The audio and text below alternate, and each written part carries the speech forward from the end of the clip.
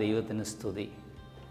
മലങ്കര യാക്കോബായ സുറിയാനി സഭയുടെ പ്രഥമ മിഷണറി പ്രസ്ഥാനമായ പൗരസ്ത്യ സുവിശേഷ സമാജം ശതാബ്ദിയുടെ നിറവിൽ എത്തിയിരിക്കുകയാണ്. കഴിഞ്ഞ 100 വർഷക്കാലം സ്വർഗത്തിലെ ദൈവം അത്ഭുതകരമായി ഈ പ്രസ്ഥാനത്തെ വഴി നടത്തി.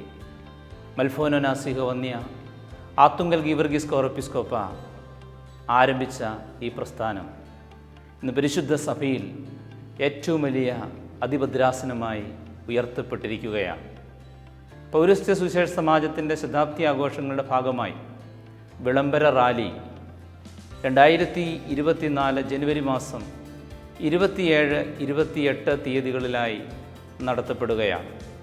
എന്നാർപുര മേഖല, സൗത്ത് കാനറ മേഖല, കാസർഗോഡ്, കണ്ണൂർ മേഖല, മലബാർ മേഖല, തിരുക്കൊച്ചി മേഖലകളിലായി അനേക വാഹനങ്ങളുടെ അകമ്പടിയോടുകൂടെ ഈ വിളംബര റാലി അതിമനോഹരമായി നടത്തപ്പെട്ട് ദേശമെങ്ങും ഈ പ്രോഗ്രാമുകൾ അറിയിപ്പുകളായി നൽകുകയാണ്. 2024 ജനുവരി മാസം 30-ാം തീയതി ചൊവ്വാഴ്ച രാവിലെ 8 മണിക്ക് മഞ്ഞിനിക്കരയിൽ കബറടങ്ങിയിരിക്കുന്ന പരിശുദ്ധനായ ഇഗ്നാത്തിയോസ് ഏലിയാസ് തൃതീയൻ പാത്രിക്കീസ് ബാവായുടെ കബറിങ്കിൽ നിന്നും ആരംഭിച്ച് സഭയുടെ വിവിധ ദൈവാലയങ്ങളിൽ ദീപശിഖ റാലി പ്രവേശിക്കപ്പെട്ട് വൈകുന്നേരത്തോടുകൂടെ സമാജം ഹെഡ് ക്വാർട്ടേഴ്സിൽ എത്തിച്ചേരുന്നു.